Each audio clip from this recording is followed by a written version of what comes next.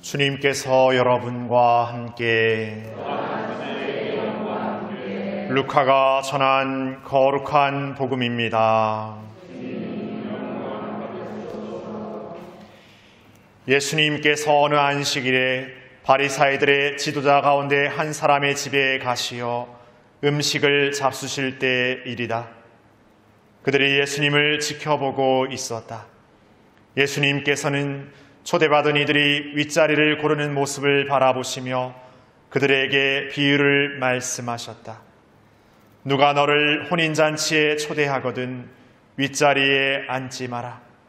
너보다 귀한 이가 초대를 받았을 경우 너와 그 사람을 초대한 이가 너에게 와서 이분에게 자리를 내드리게 할지도 모른다.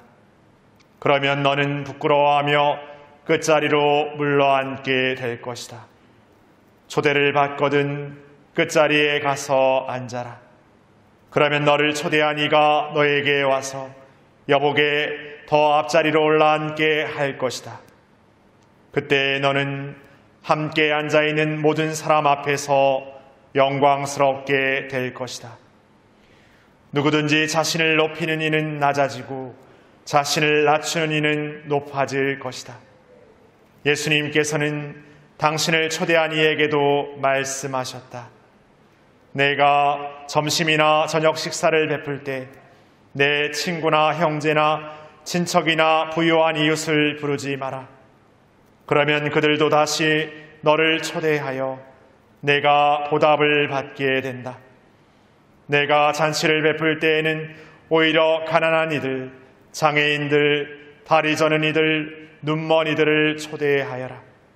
그들이 너에게 보답할 수 없기 때문에 너는 행복할 것이다. 의인들이 부활할 때 내가 보답을 받을 것이다.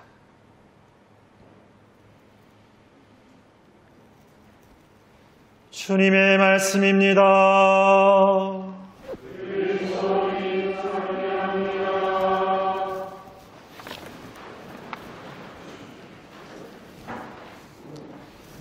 참 예수님, 한 주간 잘 보내셨습니까? 네, 이번 주 그리고 좀 다음 주까지도 벌초 때문에 이렇게 바쁜 주간인 것 같습니다. 벌초가 뭔가 이렇게 생각하시는 분도 계실 것 같습니다.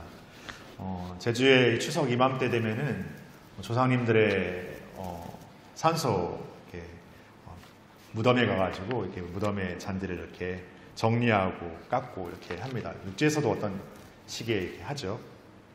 저도 어제 이렇게 벌초를 다녀왔습니다.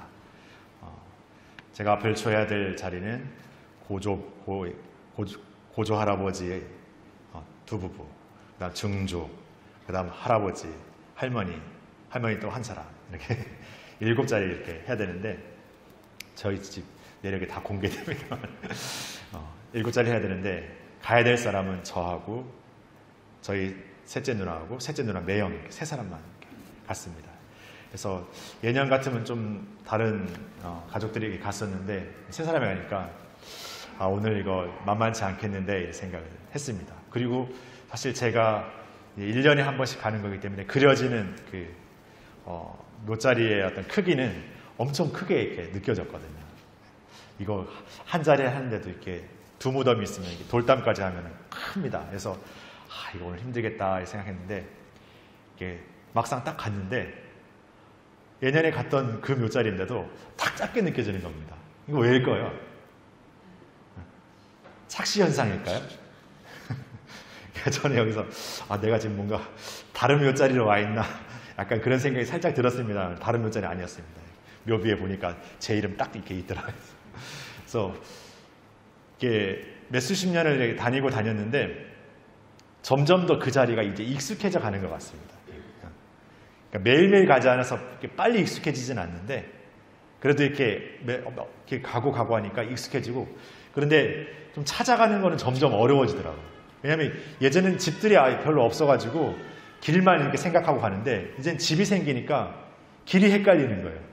이거 어느 길로 갔더라 하면서 헷갈려서 찾아가는 게 힘들지 막상 이제 딱 가니까 이제 몇 자리가 딱 작게 느껴서 이게 뭐 좀 뭐한 말입니다만은 하느님이 오늘 세 사람만 왔으니까 작게 보이게 하는 그런 신비를 주셨구나 이런 생각하면서 벌초를 했습니다. 그런데 우스갯소리를 했습니다만 또 한편으로는 이게 익숙해짐이라는 것이 뭔가 이렇게 커 보이는 것도 이제 나에게 작게 보이는 것처럼 이렇게 익숙해짐이라는 것은 이제 점점 더 내 안에 이렇게 들어오는 것 같다는 생각이 들었습니다. 마치 내가 하느님과의 신앙생활을 이렇게 걸어가면서 하느님에 대한 무한함을 다 생각하면 내가 어떻게 다 이해하고 어떻게 다 받아들이고 뭔가를 다 한다는 것이 막연하고 멀게 느껴지지만 그럼에도 내가 하느님 안에 이렇게 머물고 있다는 것은 조금씩 하느님께 물들어가는 것이고 하느님께서 우리를 당신의 뜻 안에서 이렇게 입혀주시는 것 같습니다. 물론 우리가 신앙생활에 어떤 노력들이 있죠. 그러나 그 노력들만이 전부가 될 수 없다는 겁니다. 오히려 그 노력들을 마치 결과나 열매로 생각했을 때 실패할 확률이 훨씬 더 높습니다. 뭔가 해봤는데 안 되는 것, 뭔가 노력해봤는데 변하지 않는 것, 매일 고해 성사를 보지만 늘 그 고해에서 벗어나지 못하는 것, 그런 우리에 대한 어떤 나약함과 부족함의 문제가 끊임없이 우리 발목을 잡습니다. 그래서 오히려 내가 신앙생활을 내 스스로가 판단하고 정하고 결정짓고 멈춰버리고 맙니다. 하느님의 자비는 무한하고 그분이야말로 우리를 끝까지 포기하지 않는 분이심에도 불구하고 우리가 먼저 중단해버리는 거죠.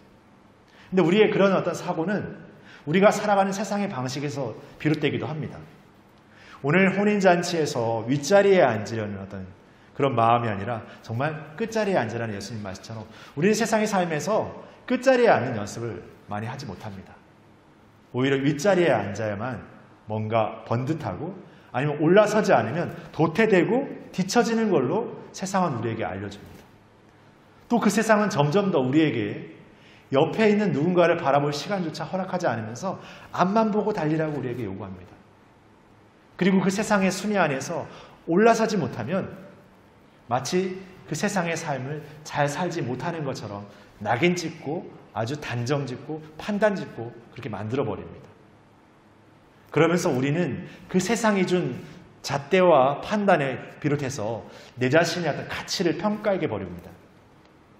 나는 왜 이렇게 보잘것없을까? 왜 나는 이렇게 못할까? 아니면 나는 왜 이렇게 해도 안 될까? 이미 내 스스로가 세상이 가져다주는 판단의 증거로 나를 판단해버림으로써 나라는 존재를 이미 내가 판단하는 게 아니라 세상이 판단하는 것 돼버리는 거죠.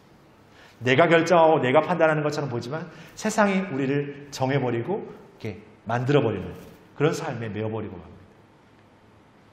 그러다 보니까 우리 스스로가 포기해버리는 것이죠. 잘못된 기준과 판단으로 우리 스스로를 멈춰버리는 겁니다. 우리의 은총, 우리의 신앙의 삶이 무엇으로 이루어지는지를 완전히 뒤집어 왜곡시켜버리고 마는 것이죠. 열심히 해야 뭔가 주어집니다. 뭔가 활동을 많이 해야 주어집니다. 내가 뭔가를 했기 때문에 주어집니다. 내가 기도를 많이 했기 때문에 주어집니다. 오히려 그분의 무상적인, 그분께서 그냥 주심으로써 우리에게 얻게 되는 그 은총의 무상성, 그 무한함을 우리의 판단과 기준으로 아주 작고 아주 딱 이만큼으로 만들어버리는 것이죠. 그러니 우리가 그런 시선과 그런 가치 기준으로서 서로를 바라보기 때문에 평가하게 되고 판단하게 되고 단정짓게 되는 것이죠. 그리고 오히려 나보다 뭔가 그런 것에 열심하지 않은 사람을 얕잡아 보게 되는 것이죠.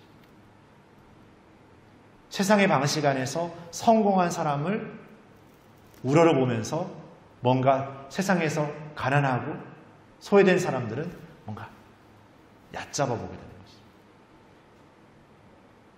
그러면서 사람들로부터 뭔가 존경받고 인정받기만을 바라는 삶이 되어버리죠.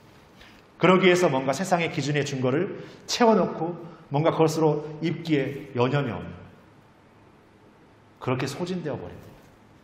그렇게 소비되어 버립니다. 우리 자신. 하느님과 멀리 두면서 세상의 방식에 쳇바퀴 돌듯 쫓아 살아가면서 우리 자신이 잃어버리는 거죠. 그 소중함, 그 고귀함, 그 어떤 것으로도 철회될 수 없고 그 어떤 것으로도 오염될 수 없는 그 고귀함과 소중함을 잃어버립니다. 그런 삶을 우리가 하느님께로부터 멀어지면 멀어질수록 더 쫓아 살기 마련이에요. 왜냐하면 불안하니까. 나를 가치 판단하는 증거 자체가 이미 세상이 주는 가치와 판단에 더 매여있기 때문에 불안하죠. 언제든 나가 순위를 밀리고 언제든 순위 매겨지는 싸움 안에서 도태될 수 있습니다. 그러나 반대로 우리가 세상의 기준과 판단의 안에서 살고 있지만 나의 더 본질적이고 더 가치 있는 기준의 판단은 이미 하느님께서부터 우리가 모상으로 창조되었고 하느님의 사랑 안에서 우리의 어떤 능력과 자격으로서 훈련받은 것이 아니라 우리라는 하느님의 자녀됨의 존재 그냥 그 자체로서 그 소중하고 고귀하다라는 것을 우리가 기억하고 잊지 않는다면 세상의 방식의 삶을 살면서도 그 안에서의 참된 기쁨과 희망을 잃어버리지 않을 수 있습니다. 그것이 신앙인 것이죠. 오늘 제2독서가 고백하는 천상 예루살렘은 우리가 이 삶의 것들은 그냥 어떻게든 버티고 살고 지내고 그냥 지나서 어딘가로 넘어가서 이루어질 기쁨이고 희망이 아니라 지금 이 자리의 삶에서 나의 판단의 진정한 기준과 가치는 세상이 얘기하는 순위 매기기식의 어떤 물질적인 어떤 논리의 어떤 그런 가치가 아니라 우리라는 존재로 하느님께서 사랑하셨고 불러주셨고 또 우리를 그 고귀함으로 이렇게 이끌어주고 계신다라는 그 자체로서 아주 고귀하고 소중하다라는 것을 우리가 기억한다는 것. 그것이 우리의 삶의 가장 중요한 삶이라는 것을 우리가 결코 잊으면 안 되겠습니다. 그런 삶으로 분류받았어요. 그래서 우리가 하느님 안에 머물고 있다는 그것이 가장 중요합니다. 우리가 세례받았고 하나님 안에 불륜받았고 하나님 안에 살아가고 있다는 그게 중요합니다. 무엇을 해서 무엇을 이뤄서가 아니라 그 자체로서 중요한 여기 있다라는 물리적 공간으로서의 성당만이 아니라 여러분이 기도 안에 있고 여러분의 일상생활 안에서 하나님 안에 자녀로서의 삶을 살아가는 그 신혼식의 존재를 증거하는 것만으로도 우리는 그분 안에 늘 영원히 있는 것이죠. 그 삶을 우리 스스로 먼저 잃어버리지 마십시오. 스스로 먼저 단죄하지 마십시오. 스스로 먼저 포기하지 마십시오. 부족해도 그분은 우리의 부족함을 아시고 우리가 어떤 죄를 저질러도 그 어떤 죄도 용서하시는 분이 바로 그분이시고 그분만이 주실 수 있는 은총은 우리의 생각과 판단의 증거를 훨씬 넘어서 있다는 거 기억하면서 걸어나갔으면 좋겠습니다. 그게 늘 머물고 늘 그 안에 숨쉬고 살아가는 우리가 되었으면 좋겠습니다. 육신의 생명만을 위해 무언가를 먹는 것이 살아있는 게 아니죠. 진정 우리의 존재가 세상에 살아있음이 얼마나 가치롭고 고귀한 것인지를 기억하는 것이 진짜 살아있는 것이죠.